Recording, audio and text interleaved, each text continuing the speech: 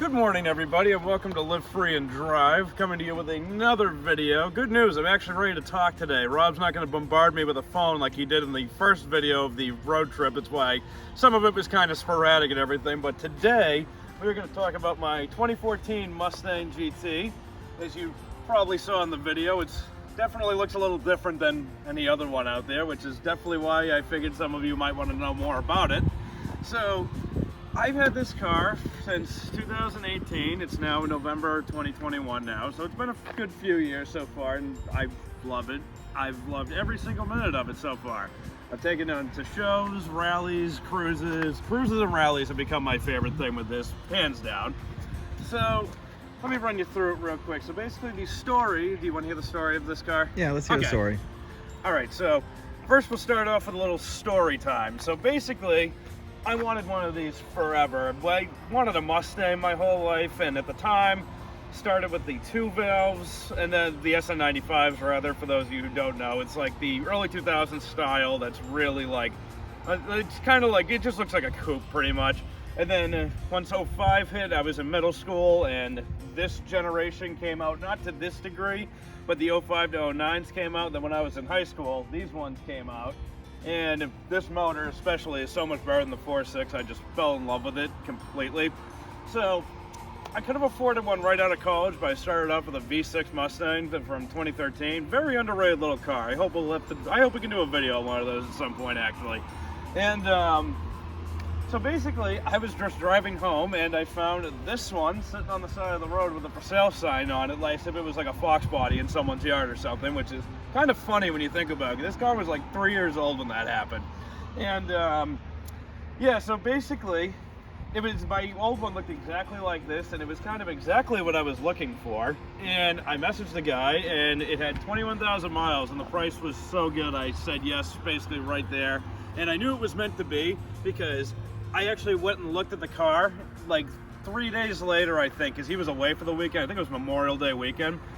And someone came and looked at it about an hour before I did. So, and they drove 2 hours and didn't buy it for some reason. So I came in, took it, and here we are years later. So, things done to the car. Oh, I think, is there a train coming? Nope. We're next to the train tracks. You're all set. Couldn't tell if it was the bike or the train. Anyways. Alrighty, so let me run you through some things done with the car. So, really won't get into under here right now. There's really not much done in there yet. We're the car's getting put away for the first time. Soon, it's November, like I said, it's November right now. It's actually going in Rob's garage, so videos to come of the things we plan on doing. So we'll start right here. This is not the factory hood. This is a Cervini single intake cowl hood, I believe it's called. So, I changed the hood due to the fact that these Mustangs, all the way from 05 till, I don't know about now, I'm hoping they fixed it, have a major problem with, right here, there's a lip on the aluminum hood. It catches all the moisture, it bubbles, looks like crap, never looks good, and mine was already kind of doing it, and then once it flaked off, I knew it was kind of time to do something about it. So, yeah, here we are now. As far as the hood itself, I do like it. It looks amazing. I got a color match due to the fact that I was kind of on a time crunch, and it's okay. It's in certain lights it doesn't match, but I'll do something with it eventually. For now, I love it. It looks great. How was the install of that hood? Not terrible, honestly. I gathered like 6 of us, including Rob, and we did it at my job actually, and like, I think it was like, Christ, we were there probably till like 10 o'clock at night. It wasn't terrible. We started at like 7:30, but next, we'll go to the wheels. They're TSW Nürburgrings. They're 20-inch staggered setup. And it's actually kind of funny because when I got my first car, it was a silver Sport Track. It had this exact color scheme going, and I've always liked the gunmetal gray more than the black wheels, honestly. I have black VCT, like 18-inch wheels that I've used in the winter, because this has been my year-round daily for the past 3 years. We'll get to that in a second. And when I saw the ad, these looked bronze in the picture, and I got there. It turned out they were exactly the color I wanted them to be, so here we are now. And they're pretty good. For 20s, they don't ride bad at all, honestly. Moving on. Let's see, back here, rear deck lid installed. RTR rear deck lid looks way cleaner than the GT gas cap. I never minded the GT fake gas cap look, but once I put this on, I realized how great it really was. So, kind of a nerve-wracking install if you don't want to cut into your car, because yes, I said cut into your car. You have to drill out the emblem, because it's apparently embedded into the trunk, the design of the trunk. So that was a little nerve-wracking, but I mean, it's one of those things, like this goes on nice and tight, it's nice and watertight. This is actually, I'm glad we lined this up, me and Andrew, perfectly, because we literally put this on in one try. Like the second it touched it, it was on. There was no pulling it off. You couldn't just move it around, like it was on the second you touched it. And plus too, more reason to not worry about doing this install too. Where you have to cut out, it's actually kind of like its own area. Like there's no metal that goes flying around it or anything like that. So it comes with anti-corrosive primer too, so don't worry about it, it's fine. Exhaust is different. So Roush axle backs, I started off with Flowmaster Outlaws that I actually got for $100 off of a friend. Like, I think I put those on 6 days after I got the car, and liked it for a while. It sounded really good. Like, I had only planned on using it for like a month until I got a set of these, but I ended up using it for a good year, basically 2 years. And then I found a good deal on these, like brand new, so bought them, and me and Rob had a great time in the middle of a Saturday night putting them on. I don't know why they were such a pain. I think it just had to do with the fact too that it was, at this point, the car had been driven a few winters at this point, so everything was just kind of harder. I broke a bolt almost immediately. So this side was easy. That one sucked. I don't know what its deal was, but well, it's a rule of every time you do one, the other one's got to be a pain in the butt. And what killed us the most was just trying to get it back on. And with that, one of the clamps breaking, we had to try and improvise. The best part was we were trying to do this on a Saturday night, trying to get ready for a car meet, a Cars and Coffee. Yeah, Cars and Coffee, like 6 hours later. Like, we didn't finish till like after 11. It was kind of obnoxious. So we were like, oh crap, we're gonna have to have the Mustang up in the air and take my car to Cars and Coffee, and then hope and pray we get something going. Oh god, but thankfully we got it on, and these sound amazing. Like, I can't believe how loud this car is with just axle backs. Like, I do want to do a cat back eventually, some headers and everything, but like for the time being, it's amazing. It just goes to show how little Ford actually, like, little specs they put into this car to make it as great as it is, but like as far as restrictions go, because it's so loud, it's insane just with that. All right, moving on to the inside. So the car came with heated leather. I didn't mind it. It was really comfortable. Comfortable is what I thought, until I got these set of Corbos. Don't ask me the name. I don't know what the name of the exact model is, and actually neither does the guy who sold them to me. I've asked him before too, just because I've had many people want to buy them, but oh my god, these are my favorite seats I've ever sat in. Like, can you agree with that? Oh yeah, they definitely hug you very nicely. I've been in so many like track focused cars too, and they are not these seats. These seats are just outstanding. Corbo knocked it out of the park with these. They, like, the point of perspective, on one of the cruises I noticed it on was earlier in the year. There's a Kangamangas highway cruise that we do that's basically a whole day long cruise, and the first one of the year, they do it twice a year. The first one of the year, I had the stock seats in, and like after like 2 hours of driving, you're gonna start moving around and everything.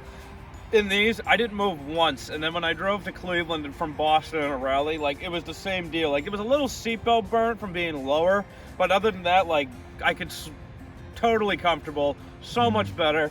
If you're thinking about getting seats to replace the factory ones, just do it. It's so worth it in this car. And then just the shifter is just a cheapy like SR performance short throw. It's okay. Yeah, Rob just reminded me. I keep forgetting. It was the last thing I did to this car. It does have a GT500 steering wheel that I decided to go buy somewhere in Maine, a good hour and a half away at 9 o'clock on a Tuesday night.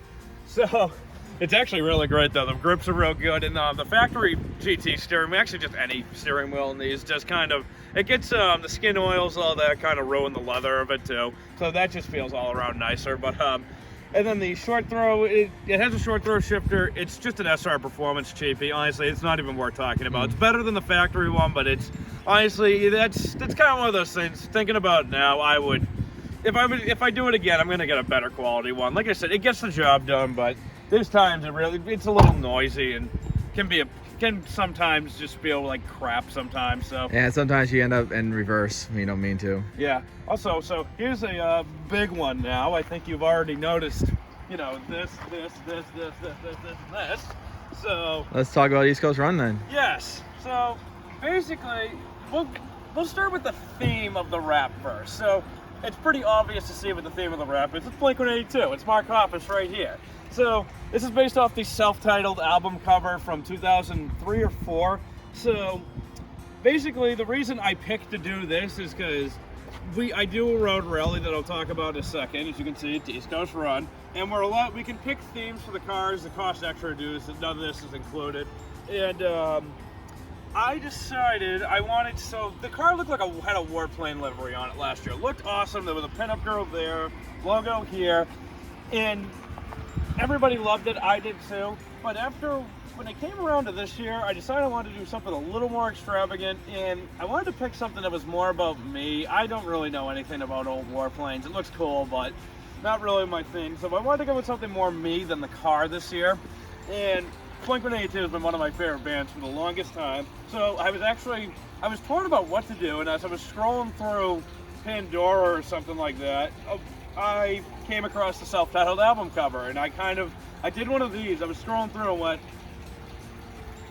that's it.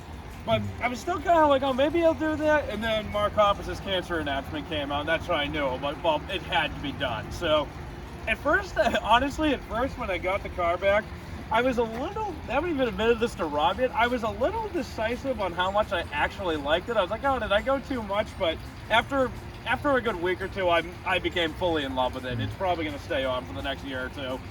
So yeah, the colors just bring out a lot in the Mustang, make it really nice. Does. Like once I went to like a car meet. There's a weekly car meet called Meet New England, and I think one of the biggest openings I got to really made me fall in love with it was there was a couple of models walking around. Someone took pictures of one of the models in front of my car, like a lot of them. I didn't even know about it until I found it online later in the day, and just the editing and everything, it looked awesome. So I think once I saw that, I started to really started to grow on me, and now I'm in love with it. So East Coast Run. Basically, I'm in a group called Squad Driven, put on by Ace. His name is Asa Gladstein. They have a YouTube channel as well. It's a lot better quality videos than what you're watching currently. Ouch. So basically, East Coast Run is like, there's now 2. There's a GT and a normal one. It's a long-distance road rally, basically, where Asa pulls out all the stops to give us a great time. We raise money for the Marfan Foundation, and then GT last year was the Driven Together Foundation, which is buying supplies for PEMDAS labs, and it's always a great time. It's really been a life-changing experience to join, honestly. I wanted to forever. Hadn't really had the motivation at the time of my life, and then just out of nowhere at dinner one night, my friend mentioned he was going, and now here I am. So definitely can say if you ever want to do a rally, it's worth it. We're actually going to be putting together one, me and my friend Chris, in March, and along with a bunch of our other friends from last weekend. And I can't wait for that video, because I've already got a plan for that. That's pretty good. Rob knows about it. He's smiling, but I'm not going to say what it is. For those who are interested in the Squad Driven and their East Coast Run, just to see what it looks like, we'll put a link below to the video from the last East Coast Run. I was going to mention that, so yes, good idea. Other than that, though, that is the Mustang. So, nice. How about we go for a ride and have some fun? I think that's a great idea. Let's go. All right.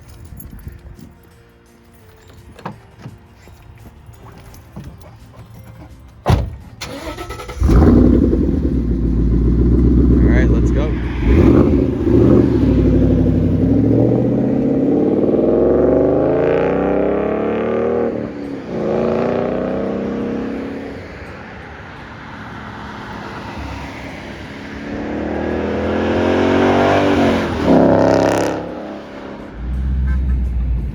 Okay, here we are in Mustang, going for a little ride.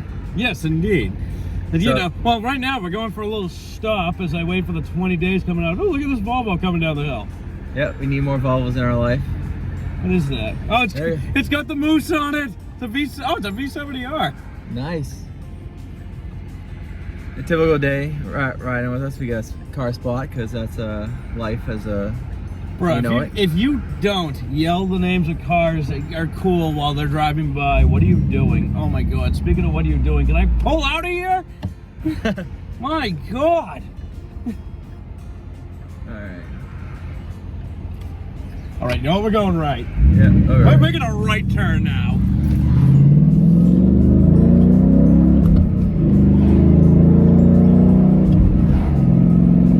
All right, driving the Mustang. Yeah, we'll put. I don't think this will affect anything, but we'll put it up a little. Also, too, if you don't drive with your windows down year-round, what are you doing? So, what is it like to drive the Mustang? I personally love it. So, this is one of those things that there's really nothing else that compares to driving to this.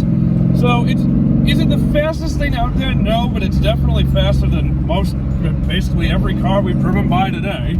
You have to put it into perspective. So, this chassis definitely rides a little stiffer than the newer ones do, but I mean, what I like about the inside of these is the retro styling, the gauges, the dash, everything was harped to look like a 67 fastback, and they definitely nailed it pretty good for what they could back then. So, well, back then being like 2014. So, feels like ages ago. Yeah, it really does. It makes me feel old now. So, this car in particular is just, I love driving this one versus most things too. Like, it's really interesting. It's one of those cars that I actually did drive my friend's 98 Cobra, so that's way back, with it has a lot of mods done to it, like full-on IRS swap everything. It's made to just take down mountains pretty much, and it honestly, like cruising, it's amazing how much it feels the same as this car does. It's really weird to say that given how different they are, the size difference, everything, but it's amazing just how different these cars can look, but they feel. So really nothing else drives like these. Even I've driven Camaro's Challengers, like, yeah, they feel like a V8 rear wheel drive stick shift car, but it just doesn't feel the same as this. These are a little more nimble too. Maybe not as much as a Camaro in this generation, but these are nice. So what's one of your favorite things that you've done since you got this Mustang with driving and all your experiences? God. East Coast Run is definitely up there. The first one going to Cleveland. I would say that's a hard one. It's definitely like a three-way tie between that, Club Motorsports, and the Kank Cruise that I mentioned earlier hasn't happened in a little while. And the last one, you know, I'm sure the bumps are helping with your filming right now. It's fine. But I would say that was probably one of my favorite days of all time with this car. Was the last one. I've been kind of a slump with some things in life, and I just kind of stopped caring about everything that day and went full balls to the wall and just really had a great day. Drove this thing really fun and really hard, and just loved every minute of it. But yeah, so those are my three favorite things so far. And what I like too is, like, this car is like, it really is a great feeling to be able to drive something that has the ability to make other people smile. Like, I say build, but I make my cars and pick my cars for me and my enjoyment. But I've made so many people, like, actually when I was doing that flyby clip, I drove past like a baseball game, and even like there were three dads sitting there that all just stopped and looked at my car driving by. Like, that makes me feel really good. It's just something as simple as going for a drive can make other people feel as happy as this makes me feel. And that's just a really great all-around feeling to me. Now, as far as not necessarily going to want to do should you buy this car, but in my opinion, if you do want one, or a Mustang in general, this is how I always analyze this. All the V8 ones are good, but this one, the 5-liter is just better than the 4.6. There's just no doubt about it. There's nothing wrong with the 4.6. But with that being said, if you're getting one just for power, get this. Just get one of these, or a newer one. You're going to spend the same amount of money to make this go faster that you're going to make a 4.6 go and get the power this makes already. And I know people, it's not built, you bought it like this, but you know what? It's done me pretty good. And not to mention, it's been so reliable so far. It's inexpensive, I guess you could say. It's under. I got this for 22 grand, so that was before COVID market hit, but it still at the time was pretty good. So Rob had a question, but it gives me time to say, sorry if this video is a little shaky. This is very amateur video and production, but guess what? It's a new channel. That's what you're supposed to do. So I picked a smoother road, so hopefully it goes a little better. That was some back roads that included railroad tracks. All right, Rob, what is your comment you were about to make? So I feel like this car has brought you more into the car community, getting you more involved with stuff. I don't know about you. I feel like you've made a lot of friends in the car community with this car. You've done like a lot of events and everything that you started cruising with. Do you feel like this car really helped you full dive into the car community? Yes and no. Definitely yes. There's a definite yes in that. Before anything too, like even back when I had the truck, I put together a weekly car meet with a couple friends, and that blew up and got me a lot of friends and attention. But even like, it is a great testament to see how far cars can take you with friends in life, because when I bought this, like totally stock, almost, I think it was within 24 hours of posting it, I had someone message me who was a photographer who was looking for a Mustang to do a photo shoot with a Camaro and a Challenger with. And obviously I said yes, and I ended up getting 3 or 4 new friends out of it. My friend Daniela's Camaro, my friend Frank and his Challenger, Andrew and Eric, the photographers themselves, that do outstanding work. And so yeah, I did start putting together like monthly cruises after this too. So it really did, I guess, yeah, I would say this has definitely helped me gain some traction in that field. But don't let your car, like, I always hear that too. It's like, I've had someone tell me they think I've only gotten as far as I did because of my car, but that's not true. Like I said, I started out with a truck and put my foot in the door with it. So don't make it seem like you need something like this if you want to get more involved in the car community, which is a wonderful, wonderful place to be. I don't care what anyone says. Like, there can be some drama that comes along with it, but if it's really making you that miserable, you're just doing it wrong. I've said what I said. You can get as mad about that as you want. And I feel it all depends on the friends you make and slowly making your own groups. So like we've done a few times. We've got a couple of different groups together and had a lot of fun with that. Oh, absolutely. Like with our last rally that we had, our last video, that was a whole bunch of us that we just randomly did cruise with them. Some of them almost a year ago, just during COVID, so we get out and do some car stuff. And it's just been going since then, and it's been fantastic. Yeah, I agree. Even Chris, I met Chris probably earlier this year. Like, I think in like January, February, something of that nature. To give you, I think it was January. I want to say it was January. But either way, look how far even just that got me. Both of us, rather. We were both there for that day. Yep, we had a lot of fun with it. Alright. So what do you think? You want to call it there?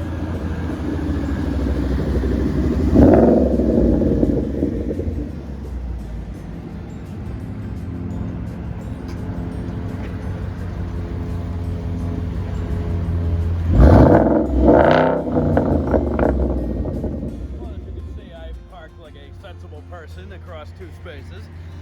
So all in all, that's my car. So now we're actually going to jump into Rob's and shoot a video on that next. But yeah, so unfortunately I will be putting this thing away real soon for the first time ever. Oh yeah, we didn't talk about the winter driving. So yeah, if you don't think you can drive one of these year round real quick, there goes one of my friends. Video on that car eventually. So yeah, the winter driving, you can do it. Just put BlizzX on, you're fine. Any winter tires. I've driven this home 2.5 hours in a blizzard before. You'll be completely okay. So don't let anyone tell you you can't drive the cars you want to drive. Stop buying the cars that are sensible to buy and start buying the ones you want to buy. That's the best advice I can give you today. So all in all though, that's my car. There'll be plenty more on it coming. So yeah, it will be going away soon, sadly. But like I said, we'll be doing videos all winter long, and some of it on that. I have a new daily too. We'll be doing a video on that too. It's not a overly exciting one, but it's a rather underappreciated one. So, and I've actually wanted to make a video about one of those forever. So that's it for now. Stay tuned for more, and we'll see you next time.